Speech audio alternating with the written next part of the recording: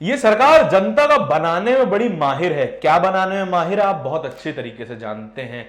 देश और दुनिया में कच्चे तेल के दाम घट रहे हैं, लेकिन इंडिया में नहीं घट रहे हैं। उस सब का कारण आज आपको बताऊंगा। और चंद्रशेखर ने बहुत ही बढ़िया बात बोली है। चंद्रशेखर आजाद, आजाद समाज पार्टी के नेशनल कन्वीनर और अध्यक्ष, बड़ी मजेदार बात बोली है। और ट्विटर पर भी बहुत अलग अलग तरीके की टिप्पणियां आ रही हैं इस मामले में, लेकिन भक्तों के कानों पर जू नहीं रेंग रही है। और वो तो चाह रहे हैं कि अरे 200 रुपए कर दीजिए पेट्रोल, हम तब भी खरीदेंगे। नमस्कार, मेरा नाम है धारण और आज आपको पेट्रोल की हकीकत बताने जा रहा हूं।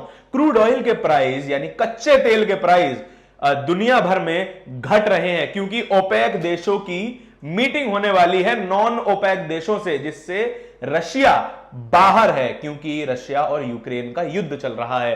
क्रूड ऑयल जो देश प्रोड्यूस करते हैं, तेल जो देश निकालते हैं और दुनिया भर को बेचते हैं, वो प्रोडक्शन बढ़ाने की बात कर रहे हैं कि और ज्यादा तेल निकाला जाए। सीधा सप्लाई और डिमांड का जो है वो नियम लागू होता है। आपूर्ति अगर ज्यादा होगी तो दाम घट जाएगा। सीधा साधा नियम है कि अगर तेल जो है, कच्चा तेल मार्केट में ज्यादा होगा तो वो सस्ते दाम पर बिकेगा, और अगर क्या कहते हैं, तेल कम होगा तो वो महंगे दाम पर बिकेगा। उसी तरीके से पिछले दिनों 12 बेसिस पॉइंट तेल का दाम घट गया और ओपेक देशों ने यह तय किया कि हम जो है वो तेल का जो प्रोडक्शन है, कच्चे तेल का प्रोडक्शन है, वो हम ज्यादा कर देंगे ताकि प्राइस नियमित हो सके, जो दाम है वो एक नॉर्मल स्तर पर आ सके और सभी के लिए तेल खरीदना एक महंगा सौदा ना बने, थोड़ा थोड़ा जो है वो सस्ता हो जाए। लेकिन हिंदुस्तान की सरकार कभी भी जनता तक फायदा नहीं पहुंचने दे रही है। जिस दिन अगर खबर पड़ जाए कि तेल के दाम अंतरराष्ट्रीय बाजार में बढ़ गए हैं, कुछ घंटे भी नहीं लगेंगे, तेल, पेट्रोल और डीजल के दाम हिंदुस्तान में बढ़ जाएंगे। लेकिन जब कच्चे तेल का दाम अंतरराष्ट्रीय बाजार में घट रहा है तो आपकी जेब को अठन्नी का भी फायदा नहीं होने देना चाहती है सरकार। और चंद्रशेखर आजाद इस पर क्या बात करते हैं आपको दिखाता हूं। चंद्रशेखर आजाद लिखते हैं, लगी है कच्चे तेल के दाम पर लगाम, क्यों नहीं कम हो रहे पेट्रोल और डीजल के दाम। बहुत मार्मिक बात है। अगर कच्चा तेल सस्ता हो रहा है तो पेट्रोल डीजल भी सस्ता होना चाहिए। लेकिन ये जो टैक्स खींच रही है ये सरकार, आपके पेट्रोल डीजल पर लगभग 50% का टैक्स ये सरकार लेती है, जिसमें डीलर का कट भी शामिल है, इसमें आपका वैट शामिल है, सेस शामिल है, पोल्यूशन टैक्स शामिल है। लेकिन जब कच्चा तेल सरकार के लिए सस्ता हो गया है, लेकिन वो जनता के लिए पेट्रोल डीजल सस्ता नहीं करना चाह रही है, क्योंकि ये टैक्स की वसूली कर रहे हैं। टैक्स देना जरूरी है, देश की उन्नति में जरूरी है, लेकिन जब वो टैक्स आपकी जेब काटकर, आपकी बचत काटकर वो टैक्स दिया जाता है तो असल में इस देश की इकोनॉमी पर विपरीत असर पड़ता है। वो आपको समझाता हूं। जब आपके पास अच्छी खासी बचत होती है, इकोनॉमिक्स की भाषा में समझाऊंगा, अर्थशास्त्र क्या कहता है इस मामले में।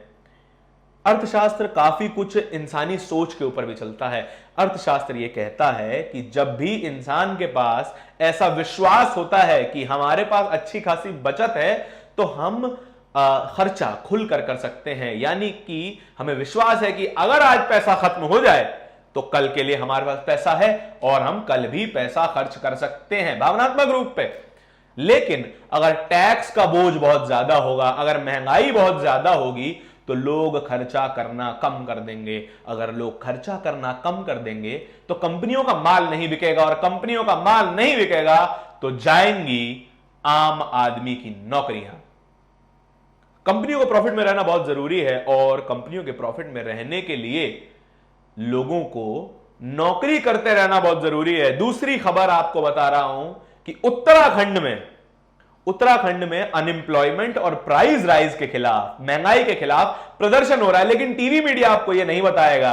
टीवी मीडिया आपको बताएगा कि ज्ञानवापी में क्या हो रहा है, बनारस में क्या हो रहा है, वहां पर ओबी वैन का जमावड़ा लग जाएगा। लेकिन उत्तराखंड में जो प्राइस राइज और अनएम्प्लॉयमेंट के खिलाफ प्रदर्शन हो रहे हैं उसकी कोई रिपोर्टिंग नहीं होगी, क्योंकि वो उनके एजेंडा को सूट नहीं करती है, क्योंकि वो उनके आकाओं को पसंद नहीं आएगी। अगर वो ऐसी रिपोर्टिंग कर देंगे तो आपका वो हाल किया जाएगा जो एनडीटीवी का हुआ है। आपको कोई सरकार विज्ञापन नहीं देगी, आपके शोज पर सरकार अपने प्रवक्ताओं को नहीं भेजेगी, आपको कोई बाइट नहीं दी जाएगी और पूरी तरीके से पॉलिटिकल ब्लैकआउट किया जाएगा। और ऐसी स्थिति में एक चैनल चलाना बड़ा मुश्किल हो जाएगा और तभी नतीजतन आज के पत्रकार पत्रकारिता छोड़कर चाटुकारिता करने लग जाते हैं और आपके सरोकारों की खबरें टीवी और अखबार से गायब हो जाती हैं। क्यों टीवी और अखबार में हमेशा फ्रंट पेज पर धर्मांध चीजें दिखाई देती हैं? क्यों हमेशा विज्ञापन दिखाई देते हैं? क्यों हमेशा ऐसी खबरें दिखाई देती हैं जो सत्ता के पॉलिटिकल नैरेटिव को सूट करती हैं? वो इसलिए क्योंकि वो शांत रहना चाहते हैं और अपनी रोजी रोटी कमाना चाहते हैं, और वो इसलिए कि वो आपके मुद्दों से उन्हें कोई मतलब नहीं है। उन्हें मतलब है सरकार के हिसाब की खबरें चलाओ और सरकार से मलाई खाओ। एक ट्विटर यूजर है, बड़ा ही दिलचस्प जो है वो ट्वीट किया है भाई साहब ने, आपको सुनाता हूं। रणजीत भारती एक मीम शेयर करते हैं। आजकल पॉप कल्चर में और टीनेज जो है वो मीम्स का बड़ा शौकीन है, तो मोदी जी का एक मीम बनाया गया है, मैं जिस मकाम पे हूं उसी मकाम पे तुझे लाऊंगा, मैं जिस मकाम पे हूं उसी मकाम पे तुझे लाऊंगा, मैंने भी भीख मांगी थी तुझसे भी मंगवाऊंगा। ये मोदी जी कह रहे हैं और रणजीत भारती ये ट्वीट कर रहे हैं। मीम है, इसे सीरियसली मत लीजिएगा, लेकिन इसके भाव को जरूर सीरियसली लीजिए। इस देश में गरीबी रेखा के नीचे इतने लोग रहते हैं कि आप गिनती भूल जाएंगे। इस देश में गरीबी से ग्रस्त वो सभी लोग हैं जो कि सामाजिक रूप से पिछड़े हुए हैं। इस देश में गरीबी एक बीमारी की तरह है जिससे लोग दूर भागने लगते हैं। इस देश में गरीबी वो जाल है जिस पर हमेशा हमेशा ही ऐसे लोग फंसते हैं जिसका समाज कोई समर्थन नहीं करता है। आपको इसीलिए अपने विचारों पर वोट करना चाहिए, अपने मुद्दों पर वोट करना चाहिए। यदि आप गौमूत्र गाय मंदिर पर वोट करेंगे तो आपके विचार नहीं सुने जाएंगे, आपके मुद्दों का सरोकार नहीं होगा, आपके मुद्दों की बातें नहीं होंगी।